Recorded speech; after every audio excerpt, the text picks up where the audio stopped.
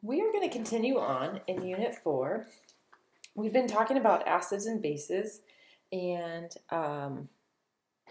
buffers, different applications of acids and bases. Now we're going to kind of shift gears and go to oxidation and reduction. So oxidation and reduction reactions take place all around us, and it's important to kind of be aware of them.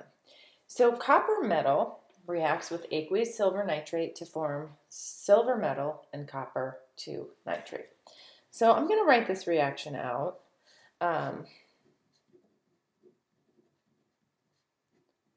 This is an example of an oxidation reduction reaction, or sometimes these are called redox reactions. And then let's see if this is balanced.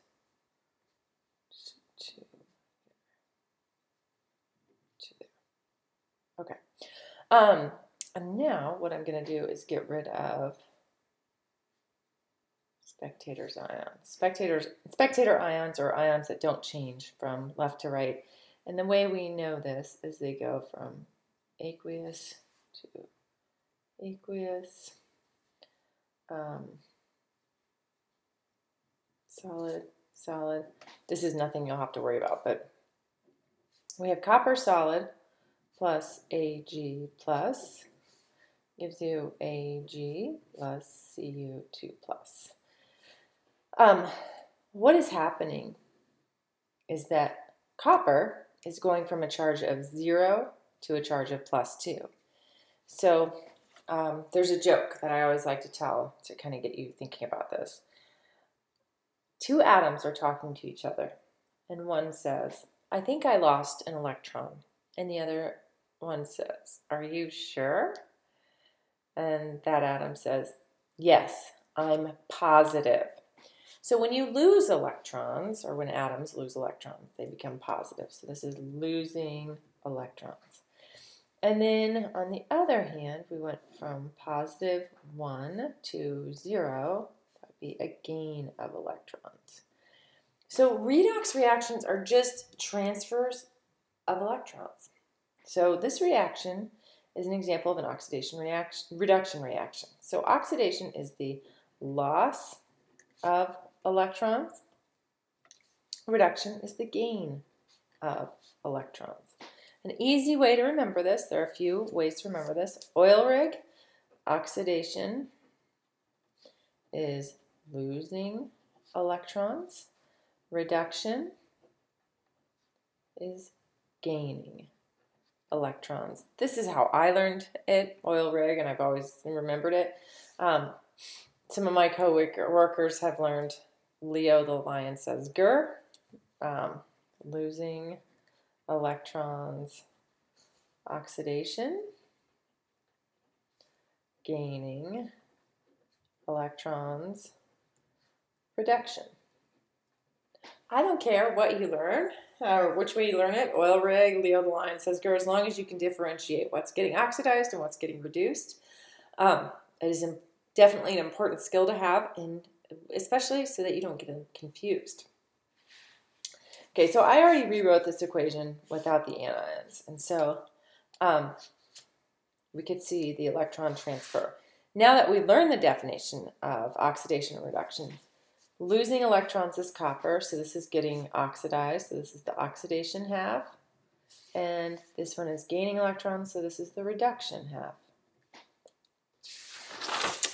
So oxidation and reduction always occur together. You're not going to have just oxidation. You're going to have something else getting reduced.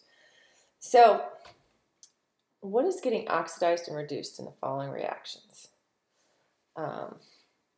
What I want you to do is look at how it's changing from left to right. Left to right.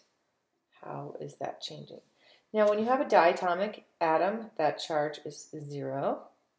When you just have the metal alone without a charge, just the solid metal like we saw on the previous page, that has a charge of 0 as well.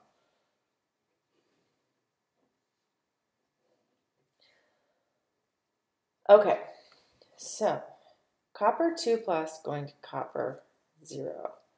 that is going to be, to make that 2 plus 0, you're going to have to gain 2 electrons. So that's gain electrons. Over here, you're losing electrons. And if you can figure out which one's gaining electrons, you know the other one must be doing the opposite. So this is losing electrons. So this is oxidized, or this one is oxidized. Iron is oxidized, and the copper is reduced.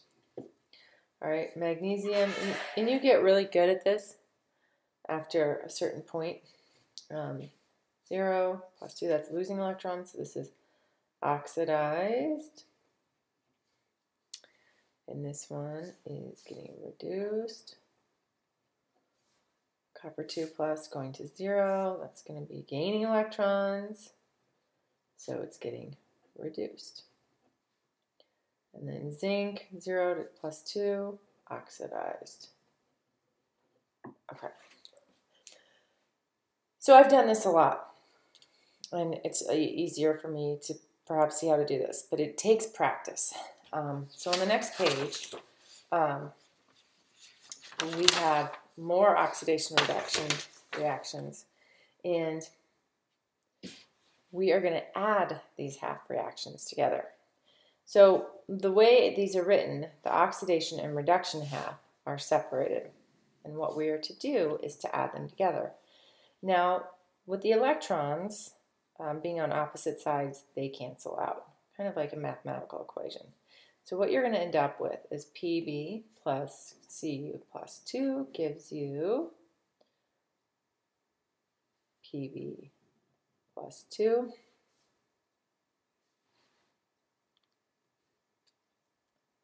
Sorry.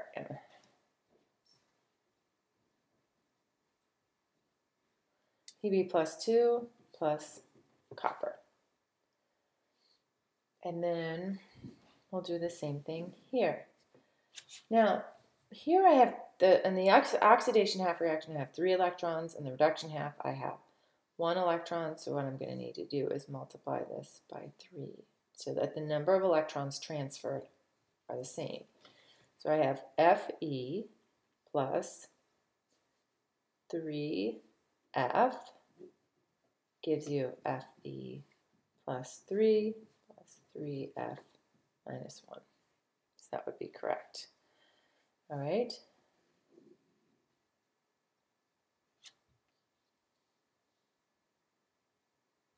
This next one, make sure the electrons transfer to the same. So I'm going to have to multiply this top one by 2. So I get 2Ag plus O gives me 2Ag plus 1 plus O minus 2.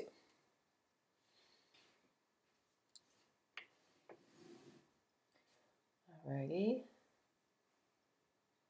This next one's 2 electrons, 2 electrons. Don't have to multiply anything, so it's Cu plus Zn plus 2. Cu plus 2 plus zinc. And then the last one, I'm going to have to multiply this one by 2. So I get 2Cl minus 1 plus O, oops, arrow, plus 2Cl plus O minus 2.